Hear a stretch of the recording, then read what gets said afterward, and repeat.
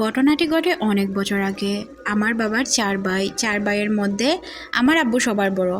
ঘটনাটি ঘটে আমার চাচির সাথে, বলতে মেজো চাচির সাথে। আমরা বড় চাচি ডাকি, যেহেতু আমার আব্বু সবার বড়, তারপর উনি, তাই আমরা ওনাকে বড় চাচি বলেই সম্বোধন করি। আর অন্য যে দুইজন আছেন ওনাদের মধ্যে আমরা একজনকে ডাকি বৌমা আর একজনকে ডাকি ছোটোমণি। তো এই হিসাবে আমার তিন চাচির মধ্যে আমরা চাচি ডাকি ওনাকেই, আর কাউকে আমরা চাচি বলে সম্বোধন করিও না। আমাদের এই চাচি সবার থেকে কিছুটা ধার্মিক প্রকৃতির ছিলেন। উনি 5 ওয়াক্ত নামাজ আদায় করতেন, সাথে উনি তাহাজ্জুদের সালাতও আদায় করতেন। যেহেতু উনি একটু বেশি ধার্মিক ছিলেন, উনি প্রতিদিন 3টার দিকে উঠে যেতেন, রাত 3টার দিকে, বা ভোরও বলতে পারেন, রাত বা ভোর 3টার দিকে উনি ওঠার পর উনি যেতেন অজু করার জন্য। আর তখন কিন্তু আমাদের বাসায় মোটর ছিল না, কল ছিল, চাপ কল ছিল। তো চাপ কল থেকে পানি নিয়ে অজু করতে হতো। চাপ কলটা আমাদের বাসার ভিতরেই ছিল, রুমের ভিতরেও বলতে পারেন, একটু বাহিরেও বলতে পারেন। চারদিক দিয়ে বেড়া দিয়ে আবদ্ধ ছিল। তারপরেও এক সাইডের বেড়াটা তেমন একটা মজবুত ছিল না, ওই সাইড দিয়ে অন্য বাসার মানুষেরা এসে পানি নিত। ওই সময় তেমন কিন্তু পানির টিউবকল বা চাপ কল এইসব তেমন ছিল না। এক বাড়ি থেকে অন্য বাড়িতে এসে মানুষ পানি নিত। আর এখন যেরকম আমরা আধুনিক প্রযুক্তিতে বেড়ে উঠেছি, এরকম কোনো কিছুই তখনকার সময়ে ছিল না। তো চাচি একদিন রাতের বেলায়, যেহেতু লাইট ছিল তাই চাচি যেতে ভয় পেতেন না।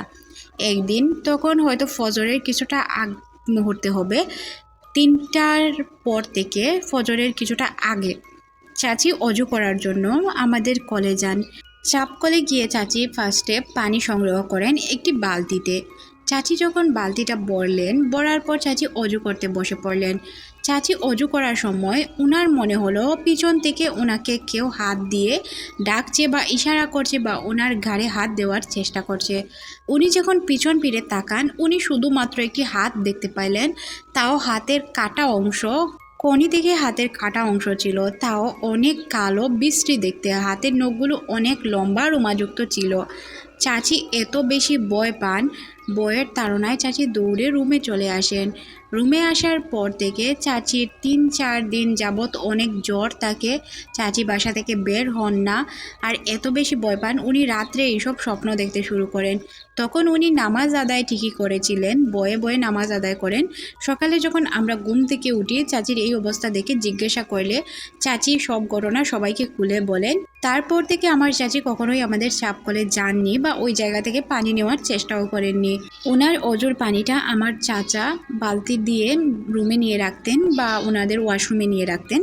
এইভাবেই কিছুদিন যায়, বলতে 10-15 দিন যায়। তারপরই আমার দাদাভাই, তখন কিন্তু মোটর নতুন ছিল আমাদের এলাকায়, তখনই আমার দাদাভাই মোটর নিয়ে আসেন আর আমাদের বাসার প্রত্যেকটি রুমে রুমে সেট করে দেন 5 লাইন বা পানির লাইন। তখন আমি একদমই ছোট বলতে আমি আপনাদেরকে বলি, তখন আমার বয়স 4 থেকে 5 বছর, এর বেশি হবে না, এর ঊর্ধ্বে হওয়ার কথাও না। আমার তেমন কোনো ঘটনা মনে নেই। ঘটনাটি আমি পরবর্তীতে আমার মা, আমার চাচির মুখ থেকে শুনি।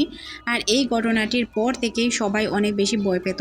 আমাদের বাড়িতে এর আগেও অনেক ঘটনা ঘটেছে, কিন্তু এটা আমার চাচির সাথে ঘটা ঘটনা।